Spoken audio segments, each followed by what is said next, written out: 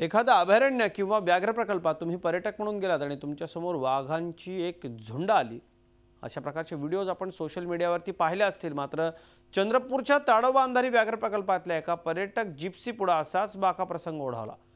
त्यांनी जो काही थरार अनुभवला तो शब्दांच्या पलीकडला होता।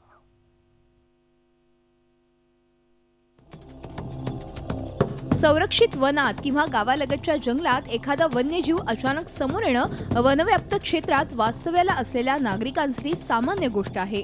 मात्र जंगल अनुभवण्यासाठी तुम्ही एखाद्या अभयारण्य किंवा व्याघ्र प्रकल्पात सहकुटुंब गेलात आणि तुमच्या समोर वाघांची झुंज झाली तर असाच काहीसा प्रसंग चंद्रपूरच्या ताडोबा अंधारी व्याघ्र प्रकल्पात मोबाईल कॅमेऱ्यात कैद झालाय।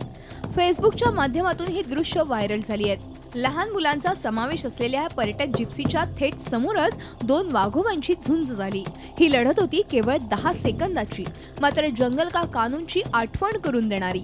काही वेळानं वाघोबा थंडावले आणि आपल्या वाटेला लागले, मात्र पर्यटक जिप्सीने वाघोबाच्या जवळ जाणं किती घातक आहे हा प्रसंग हे ठळकपणे सांगून गेला। ताडोबा अंधारी व्याघ्र प्रकल्पाच्या अधिकाऱ्यांनी असा प्रसंग ओढवू शकतो। पर्यटकांनी वन्यजीव समोर असताना पाळावयाचे किमान नियम कसोशीने पाळले पाहिजेत यावर भर दिलाय।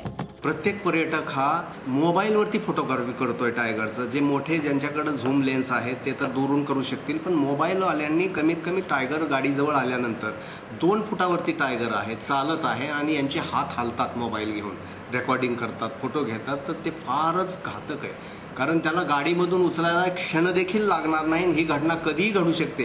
तर माझं आव्हान आहे क्षेत्रसंचालक म्हणून, कृपा करून टायगर गाडीजवळ, वाघ गाडीजवळ आल्यानंतर कृपया आपण स्थितप्रज्ञासारखं शांतपणे निमूटपणे वाघाला ऑब्झर्व करा आणि आनंद घ्या। पर्यटकांनी वाघाच्या समोर असताना अधिक हालचाल न करणं, कॅमेरा किंवा मोबाईल फ्लॅशचा वापर न करणं, यासह सुरक्षित अंतर ठेवणं, हातवारे न करता नियमांचं पालन करणं किती आवश्यक आहे हे या दृश्यांनी स्पष्ट केलंय। पर्यटकांनी हे नियम पाळणं खरोखरच गरजेचं आहे। आशिष अंबाडेसह bureau report, Zee Media, Chandrapur. Zee 24 तास रहा एक पाऊल पुढे।